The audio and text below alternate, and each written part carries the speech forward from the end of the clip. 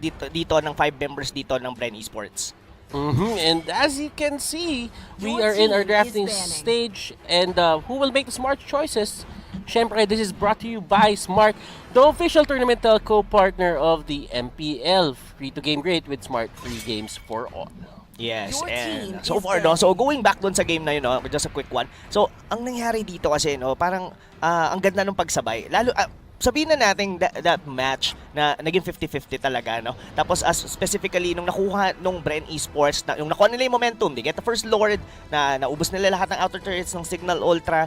The only thing is, si Rhea was already there and na-pick off niya si Carl TZ. Yes, hindi nag-halt doon yung progression naman, or yung aggression rather, dito ng Cignal Ultra. They are forced to get the second Lord. And right after that, yun nga, like what Leo said, no, na naubusan na sila ng resources to the point na nakuha nga man nila yung Lord, naubos naman sila on the process. So right now, in terms of banning dito, mukhang Bren Esports are now targeting Imba DJ signature hero na Valier. It gave them a lot of problems. May mga times doon na talagang sila na yung mananahig, sila na yung makakapasok na sila, pero ipo-push back lang sila. And matatapos yung buong initiation nila eh. Totoo. Diba yung effort mo na makalapit, natapos na doon. And for Bren Esports, since binan nga nila yung Valor, nandyan na din yung Uranus pick na available sa kanila. Yes, and will Cignal Ultra go back to what they used to draft? Like yung mga Rafaela na picks nila dito, will they be trying to do that? Or they would go to like an Alice, Benedetta, I think? Oh no, it's not open. So for Cignal Ultra, that Valier talagang gumana yun para sa kanila. And not only that, no, kung isipin mo, no, ang dami ang nakukuhang objective ng Bren Esports early to mid game nung game number 2, pero the gold is still on the lead dito ng Cignal Ultra. This is Rob. Nagulat ako dun sa dalawang binitawan ng Bren Esports into the banning phase. I think, Johid Selena? yes, alam ko, I can see the frustration of others kasi I'm not frustrated. I'm surprised Oh. na binitawan ng Bren Esports to. And for them, na para ma-counter tong dalawang to, ang daming effort na kailangan nilang gawin. Exactly. And I think they're really willing to give the Jawhead, no? Kumbaga parang naging trade yun eh. Since the Popolin Kupa actually did work for them on game number 1, the big question is, will they still pair up with this with Rafaela, which is yun nga, yung ginawa nila ng game number 1? But I think their second pick now is gonna be the Chang'o, which basically Rebo's MVP hero nung game number 1 ulit. Tingnan natin kung paano ka-counter ng Bren Esports to. Tatandaan natin na kapag may mga heroes sa pinapakawalan dito yung mga teams, most likely baka meron silang counter. Yes. Meron namang paghahanda tong mga to. So it's not really out of the question. I'm just surprised na lumabas tong dalawang hero na to at hindi na contest. Parang dalawang power pick to na lumabas para Cignal Ultra eh. Exactly. Kumbaga itong dalawa na to, ano yan eh, talagang yan na yung dadubo eh. Yung the tank support na yan, tapos sobrang aggressive pa niya. Alam mo yung, ang Jawhead kasi sobrang dami ng napoprovide niya sa team. Number 1, he can leash your jungler. Ang bilis na makukuha niya kagad yung buff kasi with just smart missiles. Then, you have this ejector for an easy pick-off dito to anyone on the side ng Bren Esports. As in, literally anyone unless, syempre, naka-purify ka dito. So, Hayabusa will be the jungler ngayon dito ng Cignal Ultra. I mean, in terms of the first 3 picks ngayon dito ng Cignal Ultra, they are all damage output. And I think anyone from the side of Bren Esports could potentially be taken out. Kahit, at least these two, well, for Uranus, going into the late game, masasabayan pa rin yan ng Hayabusa. Ang nakikita ko dito para kay Hayabusa kasi is, yung Bren merong Popolin Kupa. Tatandaan mo, kapag may Popolin Kupa ka, always automatic na merong dagdag na isang target. I see. So yung shadow kill na pinaplano mo na burst down ka sa likod, mag-shuriken ka, legit na plano siya. Pero always remember, may chance na lumipat yung shadow kill dun kay Kupa. Yes. And at the same time, pareho lang din, sinasabi na natin na sinasabi to, pero we cannot emphasize this enough, yung Selena nadadagdagan ng isang target yung pana niya natatamaan. Totoo yan, no? So, I really like dito, no? The band din ng Bren Esports, no? Kasi this Hayabusa can still go on to the gold lane. So, their Bren Esports are now respecting Janus na paggamit dito ng Lancelot. Where basically, in the first 2 games, ang ganda sobra ng mga performance. I mean, in terms of objective, halos sa kanila yung mga turtle with this combination, every turn draws and as well with the retribution, laging sa kanila. So now, Bren Esports, they're not willing to give the momentum dito for the side of Cignal Ultra. Pero masasabi natin dito, Botteress, Cignal Ultra would want to take the early stages of the game against Bren Esports. Now, what's gonna be their ban? Show ang kanilang napili dito. Kumbaga, kung iisipin mo kasi, no, in terms of your side lane, you already have this Uranus, like a passive already. This is, kumbaga, ang tawag dito normally ng mga players is the sustain. Diba? So, you would want to have someone na hindi na passive, na someone na you could potentially join into team fights, katulad nung ng ginawa ng Cignal Ultra kanina, na itong Uranus na to, iniiwan na lang nila sa bot lane eh. That is a valid point. Pero kasi ang iniisip ko dito, Rob, kaya nila binan yung show, kasi isa yung clear na catch para kay Hayabusa. Yes. Kasi kumbaga, si Flap is known to be the top 1 show for a couple of seasons. Yes. I don't remember the season talaga, pero may season siya na siya yung nag-top 1 show. And kung ikaw si Imba DJ at alam mo yung potential ng player, nakalaro mo siya dati, alam mo kung paano mag-show, tatanggalin mo na lang yan. Kasi yan yung clear counter na meron dito yung Bren Esports sa Hayabusa nila. Totoo. Or, there is also a possibility, no, na open kasi ang Claude dito eh. Cignal Ultra, they actually did have a very greedy type of a draft nung game number 1, and they might actually try to do it again. But Cignal Ultra will be going for a Rafaela. This is probably a Hayabusa jungler? Or then the Claude will be on the gold lane if ever napipiliin pa rin nila yung route na yun? Ako towards Bruno? Naglilin ako towards side lane, gold lane, Hayabusa. Oh. Tapos kukuha sila ng possible Bruno, or sabihin natin isang possible marksman na pwedeng tulungan ng isang Rafaela. Ngayon, talagang pero sinasabi ng puso ko, pre, parang 50% na kay Bruno, yung 60% na kay Bruno yung lagay. I was really mesmerized dito, no, with the pick of Cignal Ultra, kasi I was thinking on how the position on the early stages of the game. Like, alam natin this Jawhead, and probably this is a side lane Jawhead. It could potentially, kasi I don't think that you would want to put a Selena on any of the gold or XP lane, like even the Rafaela. So, most of likely, those were on the mid lane. Jawhead is also known to be put on side lane roles. But, historically speaking, dito sa MPL, may mga taong gumagamit ng side lane Selena. Naalala ko, execution ata si Sagitno. Alright. Sa gitno, valid point. Diba? Ginagamit nila yung side lane na Selena. So, it is still a possibility. And kung tinitignan ng Cignal Ultra yung possibility na yon, let them have it. Ganun talaga yung area na yan. Pero Cignal Ultra, sino last na pipiliin nila? They go for a Bruno. They go for a Bruno. Alright. Mga kaibigan, Bren Esports, they have a very successful na gamit dito for the side of Alpha. Rhea Jawhead. Okay, so basically that's a side lane. That's a side lane Jawhead. And still, it's still a good pick kasi nga tatandaan natin from way back season 3, season 2, ginagamit din naman talagang fighter yan eh. And fighter pa rin naman yung description sa isang Jawhead. Exactly. Ginagamit lang talaga natin as tank. Yes, mas nasanay lang tayo siya makita on a couple of metas talaga na tinatank itong Jawhead na to. Now, Cignal Ultra giving us, I think this probably one of the best draft na nagawa nila dito here on Season 7. Kumbaga, sabihin na natin na medyo Bren Esports might actually caught off guard, or probably baka the other way around, since nandito na naman, confident pa rin sila na ilapag dito ang Alpha na gumana sa kanila during game number 1. Now, Bren Esports dito, kumuha sila ng Alpha. Nakita natin kung ano yung pressure na nabigay ng isang Alpha, Popolen Kupa, at Chango. Alam natin kung ano ginawa niyo nung game number 1. And this is something na nakita na natin nung game number 1 for the side of Bren. Ngayon naman, Cignal Ultra trying something new. Nilagay nila yung Jawhead dito sa may side lane. And may possibility pa nga, Rob, na baka subukan niya agawin yung isang buff dito nung side ng Bren. Pwede.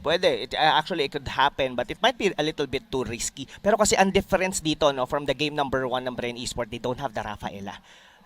it actually worked for them. Papalit mo pa, gumana rin dito with this alpha kasi they have that kind of movement speed 'di ba? Na manggagaling from Rafaela, pero ngayon it's on the side of Cignal Ultra.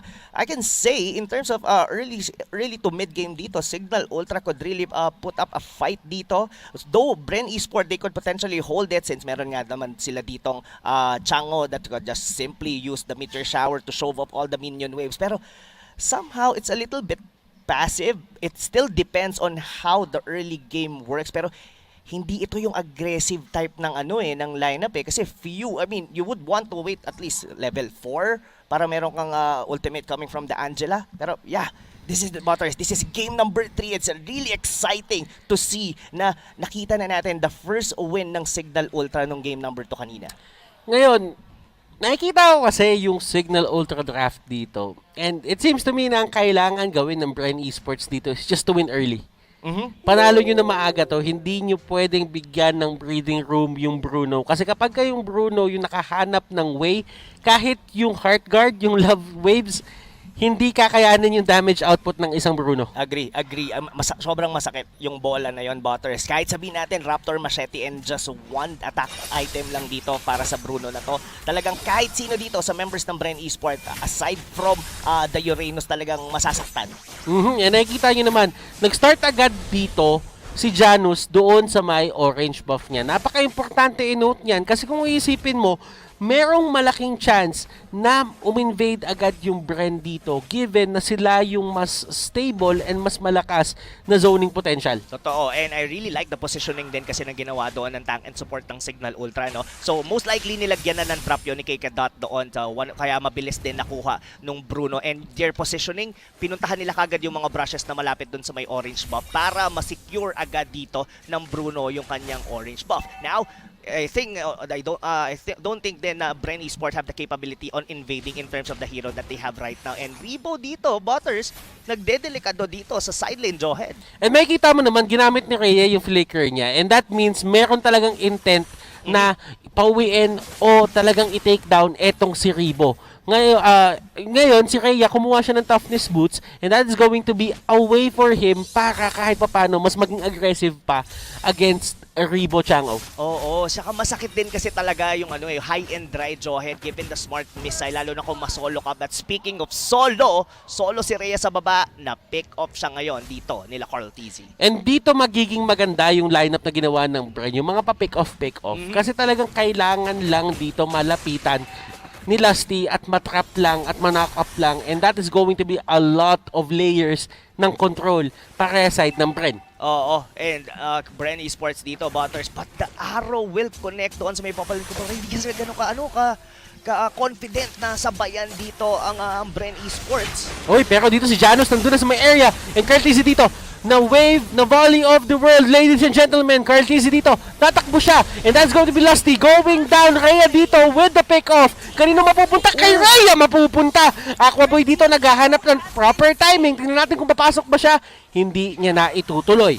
And not only that, and Butters, I think Cignal Ultra did bounce back yung pick off doon sa kay Rhea sa may bot lane. Nabawi niya na yon kasi nakuha niya yung turtle. He also got a pick off with Lusty regardless na namatay siya doon. So Cignal Ultra is actually having a great start dito sa ating third game dito against Bren Esports. Now Bren Esports, they would like to force a reaction ngayon dito for Cignal Ultra. Kanina pumasok doon si Carl TC and parang halos na burst down kagad siya ng alahate. Kaya napilitan dito si Few na sumanib sa kanya. Look at the damage of this Jawhead.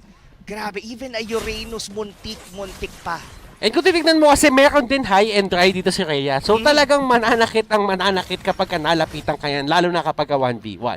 Ngayon, ang ganda ng pagkakagamit ni Janus doon ng Wave of the World. Talagang napalayo niya si Carl TZ and he used it as a utility para hindi malapitan yung mga supports niya. Pwede mo din siya kasing gamitin na ganun eh. Kahit sabihin natin na kapag nag-bounce siya sa madami, mas magiging efficient at mas magiging may hit niya yung max potential niya. Pero kasi, kapag ka na-knockback mo lang, kahit saglit lang, para may breathing room lang yung supports mo para makatakbo, that's perfect for them. Totoo, yung knockback nun no, nung ultimate ng Bruno, and not only that, no, mapo-force din kasi yung side ng Bren Esports na kahit paano maghiwalay saglit kasi you wouldn't want na mag-bounce in, bounce back lang sa inyo yung bola na yon. So now, right now mga kaibigan, medyo nagkakaroon tayo ng konting stalemate, but it's probably a ticking time para sa side dito ng Bren Esports as Cignal Ultra might actually have a better late game compared to the draft ngayon ng Bren. Kung nakikita mo dito, in terms of damage output, sila Aqua Boy, si Janus, naghahanap lang sila ng way dito para talaga makakuha ng items eh.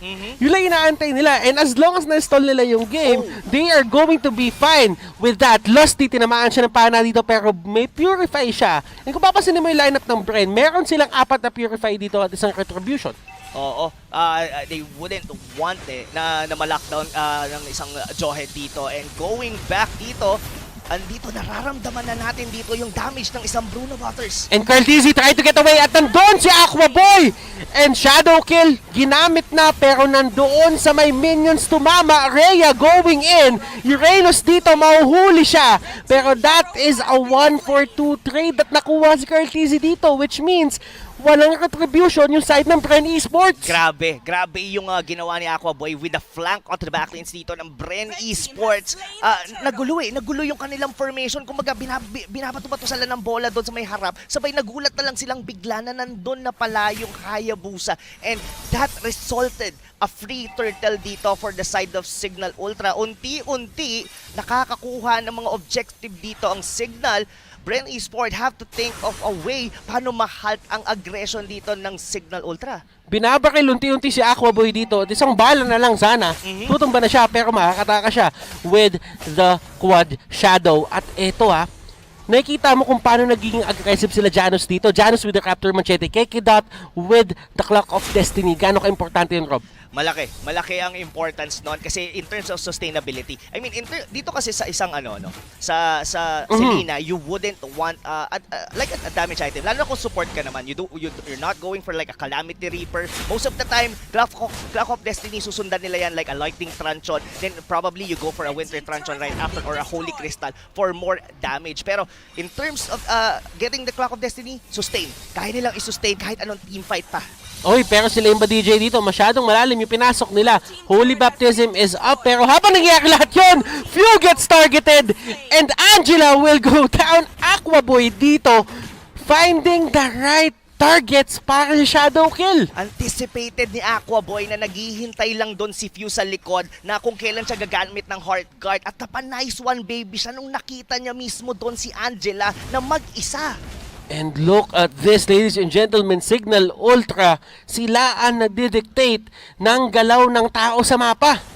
Nasa kanila yung yung pacing talaga dito, Butters eh. Yung tempo nasa Cignal Ultra. Not only that, even the gold nasa kanila, and Flap TC still very confident dito. Hindi naman siya dito tinamaan ng pana, pero I think this Jawhead na ginawang sideline dito ng Cignal Ultra are really paying off sa kanila dito sa laro na to. And tingnan natin kung paano lalaban ang Alpha ni Carlizzi dito against Janus na meron ng item. Tignan natin kung mahuhuli ba nila to. Carlizzi will get the retribution, and that is going to be a win for Bren. Kahit papano hindi matutuloy ng Cignal Ultra yung pagiging aggressive nila at pag-takedown nila ng turrets. Yes, I really like the discipline din from the side of Cignal Ultra. Why? Kasi kung iisipin mo, Butters, pwede nilang i-contest yun eh. I think Aqua Boy was already on the mid lane. Pwede niyang gawin ulit yung kanyang pag-flank sa likod. Pero Few, hindi niya na hinintay na na umabot na kung kailan lang siya kailangan ni Carlizzi, like kung kailan mawalan ng HP. Pumasok na siya kagad para mas kumbaga secured na, at least nandun na ako kagad. Hindi na maulit yung nangyari doon sa may top lane na na-pick up pa siya ng isang Hayabusa. But yeah, ang ganda na ginagawa ng Cignal Ultra dito, but Bren Esports, they still have a chance to turn this around. Ganito yung nakikita nating mga games na talagang nag-shine yung Bren Esports. But the thing is, parang hindi din nagkakaroon ng pagkakamali yung Cignal eh. Kasi wala yung mga openings for Bren eh. Oo. Ang mahirap pa dito, for the side of Bren Esports, it's like they have this Uranus that could potentially hold isang sideline. Pero in terms of mobility, Hayabusa could just turn things around. Pwede siyang lumipat sa top, pwede siyang lumipat sa baba. Kumbaga, there might actually come to a point na baka maging reactive dito ang Bren Esports. And Bren Esports, their draft are very strong when they are together, when they are on fives. Pero Cignal Ultra, in terms of mobility, they could probably change their strategy na, wag natin sabayan. Pwede tayong sumigway lang muna tayo and let them get risky plays. Berserker's Fury.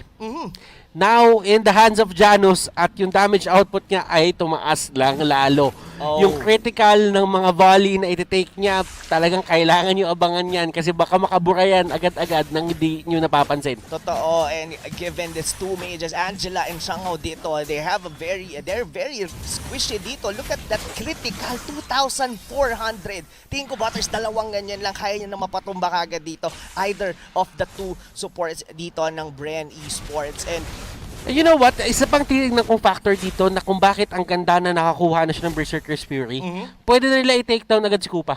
ay, totoo yan. Pwede nila i-take down agad yung Kupa, mababawasan na isang target at kung ano man yung gusto nilang gawin, it will go doon sa mga heroes at hindi doon sa alaga. Kumbaga, pwede nilang i-force ng pag-ultimate na kagad yung Popolin Kupa. Kasi medyo malambot yun di ba? Pagka hindi siya naka-ultimate yung aso di Popol. And yeah, I agree, no? Yung damage output ngayon dito ng Bruno ng Cignal Ultra, kumbaga nagiging malaking problema talaga para sa side dito ng Bren Esports. And now, they're eyeing to get the outer turret dito sa may bottom lane. Kumbaga, ang shot call na dito ng Cignal Ultra is just to take objective, no? And talagang pinipace lang nila yung sarili nila na hindi nila kailangan magmadali. Kasi, in terms of scaling naman, you would want a Bruno and the Hayabusa na aabot ng late game. Kahit nga isama mo na dyan si Rhea ng Johed Exactly. And I think even kay Kadot is really providing visions dito with this abyssal trap dito. Kung mapapansin mo, both of them have traps naman. Pero since the Lord already respond dito, will Bren Esport confident enough to take the Lord since they are very strong na magkakasama sila dito? Are they confident to do it? Pero kung titignan mo, no, Aqua Boy almost get few once again with a shadow kill. Ito yung mga certain situations na hinahanap talaga nila na pick off lang ang magiging kasanggaan nila dito and Flap TZ, siya ay mapapatalon at nahuli nila dito si Kekedot. Meron ba siyang dash out and Wave of the World magagamit para isalba si Kekedot? Oh no, it's actually very risky no na nag-dash in doon yung Selena, not knowing na meron palang andun pala halos lahat ng mga members dito ng Bren Esports. But yes, wala namang casualty for the side of Cignal Ultra. Rhea almost get the turret onto the bottom lane. Now Cignal Ultra, ito na naman yung Lord dance natin, Butters, the cha-cha effect. Kumbaga, sinusubok-subukan nilang bawasan dito yung Lord para mag-react ang Bren Esports. Ang tanong, tutuluyan yata ng Bren Esports to at kukunin ang Lord. Sino nga ba mananaig sa Retribution battle natin? Angela sumapi na, kaya nandun sa may pinakalikod. Kurt Dizzy na control dito. Rebo will get that Lord and Cignal Ultra dito. Napigilan sila. Popoli Kupa is down. Yung pana, hindi tatamaan si Reynos. And that is going to be the stalling mechanics for the side of Bren Esports na agaw nila yan. Now, pwede nilang gamitin yung pang-stall at pwede nilang gamitin yung para maging aggressive. Pwede talaga. Pero ang gusto kong itanong sa iyo, Batos, anong meron kay Rebo? Bakit back-to-back nakaka-steal sila ng Lord? Yung kaguran niya kanina, ngayon naman yung kanyang Chango. Wow! On point talaga dito si Doc Rebo, mga kaibigan. This Lord might potentially get defended pa rin naman para sa side dito ng Bren Esports, or rather ng Cignal Ultra. Tingin ko naman, they just want to clean. They just want to choke out Cignal Ultra. Kung papansinin mo, Carl TC, nandun siya sa top lane. Kumbaga, hindi nila sinasabayan yung Lord. They just want to take the map. Kumbaga, gusto lang muna nilang paliitin ang mapa ng Cignal Ultra. Tatandaan mo, yung tinanong mo sa akin question, baka GOAT yan. Baka GOAT yan. The greatest of all time. Greatest indeed of all time dito. Doc Rebo getting that Lord. Kumbaga, lampas pa siya sa mga retribution ng kanyang mga jungler eh. Kumbaga, what is retri if you have Rebo? What diba? Is retri? Paper only. Diba? Hindi, pero alam mo, si Rebo kasi, sabihin na lang natin na yung damage output niya, perfect talaga pang steal yung Lord. Ngayon, kung iisipin may meteor shower, tuloy-tuloy na damage siya, constant damage siya for a certain amount of seconds, si Janus at si Carl, hindi nila nagamit nila yung retribution nila, pero dahil nga may pressure dun sa may mapa, Oo. talagang hindi mo mapipihit yon at the perfect time kapag ka meron nang nagpe-pressure sa'yo. Agree. Kumbaga, yung may anxiety ka din kung itutuloy mo, kung baka kasi ma-out of position ka. And yeah, pero so far dito mga kaibigan, na even out ng Bren Esports dito yung aggression. Pero still we are still looking at a Bruno that potentially might actually go into a very late game with a complete item. Nakita na natin to from time and time again. Bruno, pagka nag-complete yung item yan, sobrang sakit. Pero almost, Aqua Boy, pero sa likod Flap TC. Pwede yung ma-takedown to and shadow kill para makatakas, pero babalik siya doon sa may ilalim. And that's going to be Aqua Boy going down. Sobrang successful nung naging pick-off na pinaplano dito ng Bren Esports. Cignal Ultra, kumuha naman sila ng turret doon sa may bottom lane. Yes, ang naging trade na lang doon is the outer turret on the bottom lane. And a very unfortunate na pick off doon si Aqua Boy. This mid inner turret dito ng Cignal Ultra mukhang ipo-force ngayon dito ng Bren Esports. So somehow, in terms of gold, I think sobrang dikit, or rather it's on the side of Bren Esports, pero mukhang we're really looking in a very late game dito, Butters, or probably another Lord na magiging point of contention of both of the teams as both of them are trying to get their vision on the map. Ako, titignan ko talaga dito, Lord na lang eh. Yung 60 seconds na yan, napaka-importante niyan para kay Lusty at kay Kekedot. Yung mga traps nila, kung saan nila ipipwesto yan, it will give them information. Kapag nakuha nila information na yon, dun magde-decide ng pwesto yung team nila. Pwestuhan na ang laban dito kung paano ka magse-secure ng tamang Lord take. Oo. Ang problema kasi for the side of Cignal Ultra in terms of team fight, wala silang definite burst para sa Alpha that could just simply put them down, like probably a Lunox na pwede siyang tunawin agad-agad. Yes, may damage dito yung marksman, pero given that the support na manggagaling from the Angela and meron pang meteor shower na kadalasan sinasabay pagka sumusugod sila dito nila Carl TZ. In terms of team fight talaga dito, Bren Esports, I think they are on the upper hand. Pero in terms of mechanically pag-ikot sa team fight, Cignal Ultra, they could probably outmaneuver dito ang side ng Bren Esports. Ginagawa yun ni Aqua Boy sa likod. One of the reason kung bakit kailangan din nakadikit yung Angela sa kanyang jungler, or probably with the Popolin ko pa, kasi pwede siyang ma-pick off. Hindi siya pwedeng yung sobrang nasa likod lang. Yung solo-solo siya. And while you were talking, Rob, dag-up na ang ating Luminous Lord. Tignan natin dito kung ano ang gagawin ng both teams. Kung napapansin mo, si Aqua nandun siya sa may taas. Sinusubukan niya i-shove yung lane doon pababa sa side ng Bren. Alam nila na kapag may nag-auto push na lane para sa kanila, that is going to be a big advantage if ever man ma-take down etong turret na to at mabuksan yung base ng Bren Esports. Oo, ganun ganun. Kumbaga parang nagkakapaan na lang sila dito, Butters, and I really agree na hindi nila pwedeng basta-bastang iwan doon si Aqua Boy sa may top lane. That's one of the reason why Flap TC has to man him out. Kumbaga, they would be fighting for like a 4v4 situation sa may Lord if in case na mangyari yon at maiwan si Hayabusa, and as well itong Uranus na mag one-on-one. Now, Bren Esports are trying to poke the Lord. Will they want to go with it since baka maano na naman maiba na naman yung story. At kanina, nakuha nila yung Lord pero naubos naman sila. And game number 3, you wouldn't want to happen that once again. Now, the Lord take is onto the side of, sabihin na lang natin, Bren, sila yung nakapwesto ng tama dito, while the side of Cignal Ultra, sila yung nagpaplano ng recapture nung area na yan. At sinusubukan talaga nila magkaroon ng re-entry dito, but still, yung Lord, bumababa na yung buhay. Last dito will be the target, Cartesi. Ginamitan ng Heart Guard and the damage output na nanggagaling dito sa members sa side ng Cignal Ultra. And this is going to be an all-out team fight. Bren Esports gets the Lord. Janus dito, pinipilit nila Pew.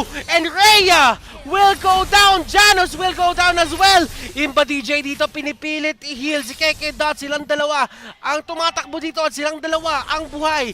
Pero si Aqua Boy din dito, Nasa area siya, pwede siyang kumuha ng pick-off dito. Meron siyang shadow kill. Paano niya gagamitin to? Yon ang malaking tanong kung paano niya gagamitin. Hindi rin siya makakita ng opportunity dahil dikit-dikit din talaga yung mga members dito ng Bren Esports. Alam nila, nangyari na yon kanina. Yun, na-force out na lang dito si Aquaboy na gamitin yung kanyang shadow kill just to clear the wave on the mid lane para hindi sila ma-pressure na magkakasabay lahat na darating yung mga minion dito ng Bren Esports. But still, Bren Esports securing that Lord with Carl TZ. Kekedot, Imba DJ, sila ang naatasan na magdepende sa may taas. Pero wala silang damage. Kailangan nila si Aquaboy. Janus dito lumabas with a superhero dash. Oo. I like how Carl, etong yung pag-zone out eh. I think doon sa team fight sa Lord Pit na yon, sinone out sila doon ni Lusty together with Flap TC.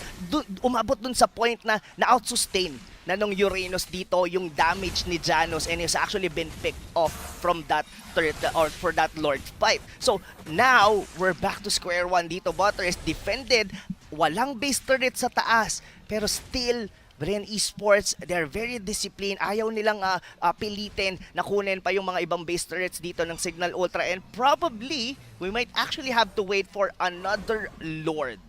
And mas naging, sabihin na lang natin, aggressive dito yung Bren in terms of positioning. Tignan mo kung saan sila ngayon.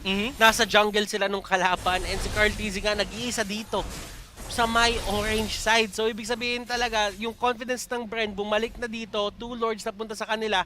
And to be honest, ang dami ng times na pwede sanang tapusin ng Cignal Ultra to kung nakukuha nila yung lord. But every single time na ipipilit nila, Bren Esports ang nakakuha. Oo. That 2 lords na nanggaling from Bren Esports and really paying off sa kanila dito. Look at the meteor shower. Grabe yung damage ng Chango. Oh my goodness, look at that. Si Rhea dito natumba, pero ito, Wave of the World will hit 2 people, pero that's not going to be enough damage. Si Lusty dito nahuli ng pana, pero that's way too risky. Ando din si Rebo sa area. Oh no, look at that positioning from Flap TC. Ganun siya, grabe yung confidence niya dito. Alam niya na hindi siya kayang i-burst down, even that with yung lock item na isang Bruno.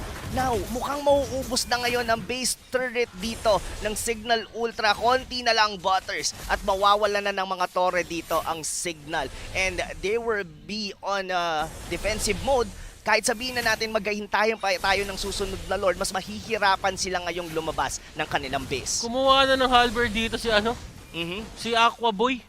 Ito na. Kailangan nila laban sa laban kay Flap, kailangan nila, pero Imba DJ dito, kinain niya yung ultimate dito ni Rebo, and Rebo just dealing so much damage. Kekedot dito, dash in, dash out. Janus trying to take down etong si Popol, pero si Kupa, but still, fact remains, basag pa rin yung turrets dito ng Cignal Ultra, and the only turret na meron sila dito is going to be the base turret. Exactly. Kanina, ito rin, on the second game, ito rin yung mismong gumana for the side of Cignal Ultra. This Uranus, one of the reason bakit pinriority ng Bren ang pag-pick na to, kasi they know na ganito yung mangyayari, na kaya nilang sabayan, na kayang isustain nila dito yung mga magiging damage given na makuha pa nila yung Rafaela Bruno, the Brunella nga, ika nga dito. And now Butters, once again, nabuhay na naman dito si Lord, and looking at the position dito ng Bren, they would want to take it now. Oh my goodness, and this goes down the line, ladies and gentlemen. Cignal Ultra, paano nila i-contest tong Lord na to? Kailangan nila to para mapigilan ang pagkapanalo ng Bren Esports, and Janus dito getting knocked up. Janus nasa gitna ng lahat. Imba DJ hindi niya kaya isalba yung kanyang jungler doon. Carl TZ trying to chase them down. Carl TZ dito with the help of you, mazozone nila yung mga tao dito sa side ng Cignal, at yung Cignal dito, kahit pa paano yung minions sila nakikipagkapit bisig. Oo. Nag-take down ng turret dun sa may mid. Exactly. Na-shove nila yung mid lane, kaya medyo matagal mag-a-approach yung Lord dito. Pero Butters, this is level 3 Lord. Not only that, wala silang torre dito. They don't have a very clear minion wave. So ngayon, ito ang magiging problema. Paanong depensa ang gagawin dito ng Cignal Ultra? Kailangan nila lumaban sa labas, kasi pag hindi, mag-charge yung Lord na yan papunta doon sa base nila, at yun yung ginagawa nila ngayon. Tignan natin yung damage output dito. Few with a heart guard. Pinipilit nila i-take na si Cartesi dito, but the damage is way too much. And that is going to be Bren Esports getting the 2